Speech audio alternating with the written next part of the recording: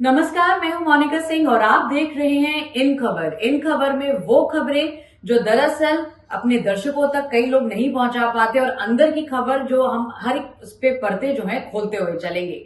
आज हम बात करेंगे बिहार में चल रही वोट अधिकार यात्रा की, जिसके चलते आज राहुल गांधी सीतामढ़ी पहुंचे और मंदिर में जाकर उन्होंने दर्शन किए। साथ ही उनके तेजस्वी यादव भी रहे, पप्पू यादव भी हैं।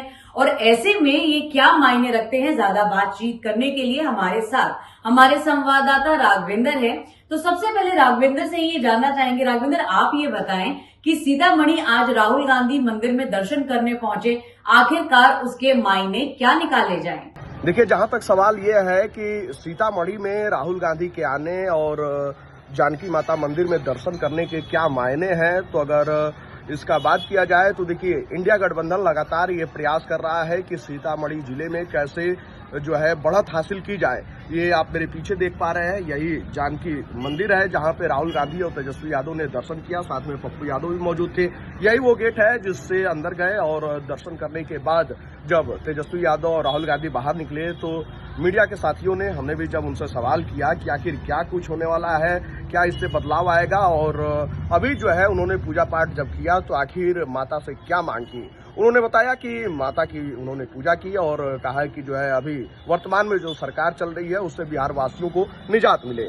सबसे बड़ा सवाल यही है कि आखिर इसका क्या प्रभाव पड़ेगा। राघवेंद्र, थोड़ा ये भी बताएं कि बिहार में जिस तरीके से जातिवाद एक बहुत बड़ा मुद्दा है, चुनाव जैसे ही आता है जातिवाद का जिन बाहर आ जाता है, तो ऐसे में अब जब राहुल गांधी बिहार के अलग अलग क्षेत्रों में जा रहे हैं, अलग अलग वर्ग के लोगों से मिल रहे हैं, तो क्या आपको लग रहा है कि महागठबंधन इस बार जनता के बीच, वोटरों के बीच पैठ बनाने में कामयाब हो पाएगा?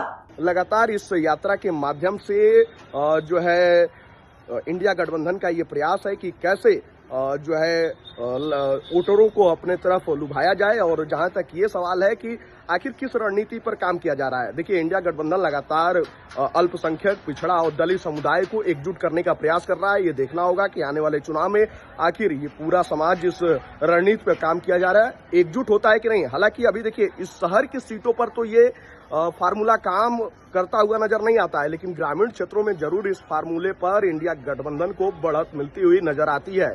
राघवेंद्र, ये भी आपको समझाना होगा हमारे दर्शकों को कि जिस तरीके से राहुल गांधी की जो वोट यात्रा है, कहा गया कि वो 11 अपनी जो है बुलेट लेकर वहां पहुंचे और अब उसमें से 10 का अता पता नहीं है, वो कहाँ गायब हो गई, किसी को पता नहीं है। क्या कुछ ऐसी भी खबरें आ रही हैं आपके पास? जहां तक सवाल यह है कि राहुल गांधी की यात्रा में बाइक चोरी की जो बात आ रही है, खबरें ऐसी सामने आ रही है, लेकिन इसकी आधिकारिक पुष्टि नहीं हो पाई है। मेरा आखिरी सवाल राघवेंद्र यही है कि जिस तरीके से अब महागठबंधन पिछड़े वर्ग को टारगेट करने की कोशिश कर रहा है कि शायद वो उनका वोट बैंक, उनका वोट शेयर जो है वो बढ़ाएगी, तो क्या लगता है ऐसे में महागठबंधन को इन यात्राओं से लोगों के बीच जो राहुल गांधी जा रहे हैं या जो अपनी वोट यात्रा कर रहे हैं, उससे कुछ फायदा मिलता हुआ नजर आ रहा है? जनता के बीच आप हैं, जनता इस बारे में क्या सोच रही है? ये यात्रा जिस तरीके से निकाली गई है, सीतामढ़ी में आने का मतलब ये है कि सीतामढ़ी के अंतर्गत 8 विधानसभा सीटें जो हैं, उनमें 6 पर जो है एनडीए का कब्जा है। 4 सीटें बीजेपी के पास है, 2 सीटें जो है वो जदयू के पास है और 2 सीटें आरजेडी के पास है। अब कैसे इन सीटों पे बढ़त हासिल की जाए, जिसका प्रयास जो है इंडिया गठबंधन कर रहा है, और जो वोटर अधिकार यात्रा निकाली गई है उसके माध्यम से कहीं न कहीं मतदाताओं को जागरूक करने का भी प्रयास है। वहीं आपको बता दें कि 1995 से ही लगातार शहर की सीट पर बीजेपी का दबदबा रहा है। हालांकि बीच में 2 बार जो है आरजेडी यहां से जीत हासिल की है, लेकिन फिलहाल जो है बीजेपी यहां से मिथिलेश कुमार, बीजेपी के जो प्रत्याशी थे 2020 में, उन्होंने जीत हासिल की थी। लगभग 11,500 वोटों के अंतर से उन्होंने चुनाव जीता था। बीजेपी इस समय यही प्रयास कर रही है कि सीतामढ़ी की सीट और जो 8 विधानसभा सीटें हैं उनको 8 में तब्दील किया जाए, जिसमें 6 पर जो कब्जा है उसको 8 में किया जाए। इसी के लिए पुराना जो जगह है वहां पे जो है कॉरिडोर भी बनाने का ऐलान किया गया है और गृह मंत्री अमित शाह भी सीतामढ़ी की धरती पर आए थे। तो कहीं न कहीं इसके माध्यम से ये प्रयास है कि सीतामढ़ी को भी अयोध्या के जैसे चमकाया जाए।